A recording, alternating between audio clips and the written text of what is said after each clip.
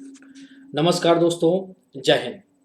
दोस्तों, आज हम एक बात करने वाले हैं एमएलएम की या मल्टी लेवल मार्केटिंग की। मल्टी लेवल मार्केटिंग आखिर होती क्या है? आज हम आपको बताएंगे एक ऐसा फ्रॉड जिसे जानकर आपके पैरों के तले से जमीन खिसक जाएगी। ऐसे लोग जो खुद तो बाइक चलाते हैं और आपको ऑडी का सपना दिखाते हैं। आइए आज हम ऐसी ही कंपनियां जैसे एमबे, ईविज जैसी कंपनियों के बारे में बात करने वाले हैं। सबसे पहले आपने देखा होगा कुछ विज्ञापन ऐसे आते हैं कि घर बैठे महीने का 25,000 कमाएं। इसके लिए आपके पास केवल लैपटॉप और इंटरनेट की सुविधा उपलब्ध होनी चाहिए। आइए अगर इस बिजनेस आइडिया को समझ लिया तो लाखों कमाएं। मात्र 20,000 देकर आप महीने का 50,000 कमाएं। इस तरह के और भी कई विज्ञापन आपने पढ़े होंगे और ऐसे सपने बेचने वाली कंपनियों के मैसेज से सावधान रहें। क्या आप जानते हैं कि इस तरह के काम को मल्टी लेवल मार्केटिंग यानी एमएलएम कहते हैं? क्या है ये एमएलएम और ये कैसे काम करती है? एमएलएम एक मार्केटिंग स्ट्रेटजी होती है।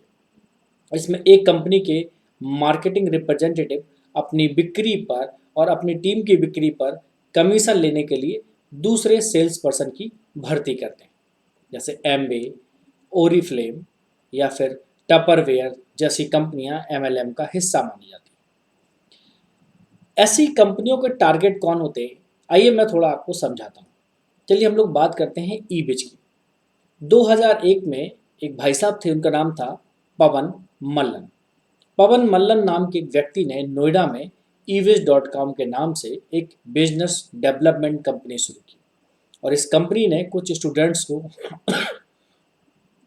17,000 के शुरुआती दाम पर बेसिक कंप्यूटर कोर्स बेचे। फिर उन्हीं स्टूडेंट से कहा कि अगर वो ये कोर्स अगले 2 लोगों को बेचेंगे तो उन्हें कमीशन मिलेगा। 2019 तक इस कंपनी के साथ लगभग 17 लाख स्टूडेंट जुड़ चुके थे और 2019 में साइबर पुलिस ने पवन मल्लन और उनके बेटे को गिरफ्तार किया और कंपनी के सारे अकाउंट्स को फ्रीज कर दिया। तब तक ईबिज की जैसी कंपनी लोगों को लगभग 5,000 करोड़ रुपए का चूना लगा चुकी थी। ईबिज जैसी कंपनी अधिकतर देखा जाए तो बेरोजगार युवा, छात्र या मिडिल क्लास लोगों को पैसिव इनकम का झांसा देकर अपने साथ जोड़ती है। ईबिज कंपनी शुरुआत से लेकर कंपनी बंद होने तक लोगों से 5,000 करोड़ रुपए ऐंठ चुकी थी।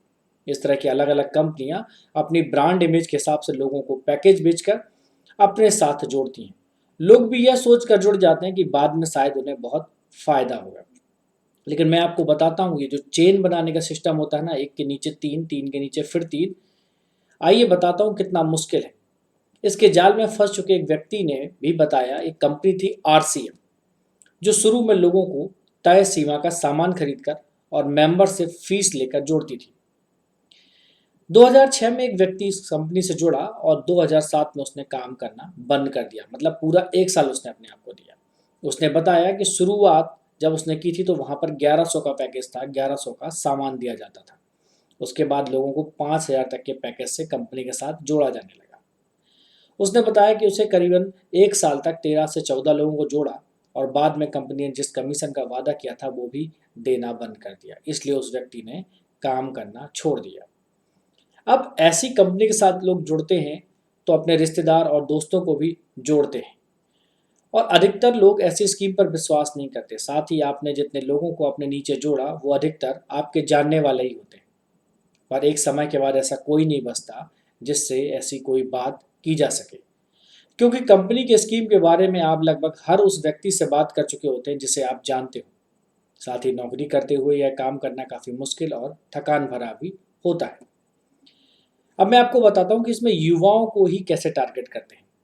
दरअसल एमएलएम को चलाने वाले लोग सिर्फ मजबूर और परेशान युवाओं को ही पकड़ते हैं। स्कीम को ऐसे प्रेजेंट किया जाता है कि आप उनके नुकसान को देख ही नहीं पाएंगे।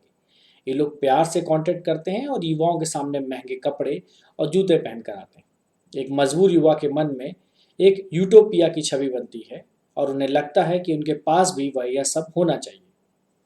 ये लोग युवाओं से चाय की टपरी पर नहीं मिलते, बल्कि शानदार होटलों में सेमिनार के दौरान युवाओं को बुलाते हैं। इन सेमिनारों में उत्सुक लोगों की भीड़ मिल जाएगी। सभी लोग 3 पीस सूट में दिखेंगे। सेमिनार में यह बताया जाएगा कि कैसे आप भी मर्सिडीज में घूम सकते हैं। इन सारी प्रोसेस तक ढेर सारे युवा इस जाल में फंस जाते हैं।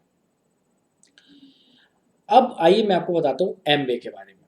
अभी हाल ही में इन्फोर्समेंट डायरेक्टरेट ने एमबे पर एक कार्रवाई की कि एमएलएम नेटवर्क की आड़ में ये कंपनी पिरामिड स्कीम फ्रॉड कर रही थी।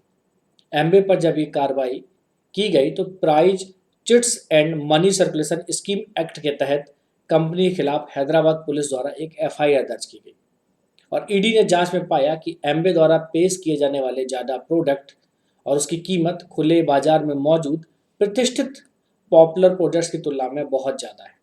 ईडी का यह भी मानना है कि एमबे भोली भाली जनता को सही जानकारी दिए बिना उन्हें कंपनी से जुड़ने और उनके महंगे प्रोडक्ट खरीदने के लिए प्रेरित करती है, जिससे आम लोगों की गाड़ी कमाई खर्च हो जाती है या चली जाती है।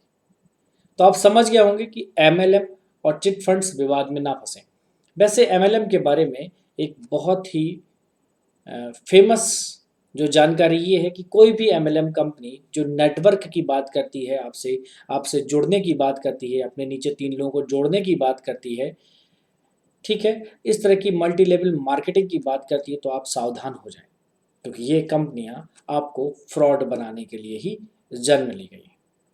उम्मीद करता हूँ ये जानकारी आपको समझ में आएगी, आपको अच्छी लगेगी और इस तरह की कंपनियों के फ्रॉड जाल से आप बचें, इसलिए इस वीडियो को मैं आपके लिए बनाया हूँ। नमस्कार, जय हिंद।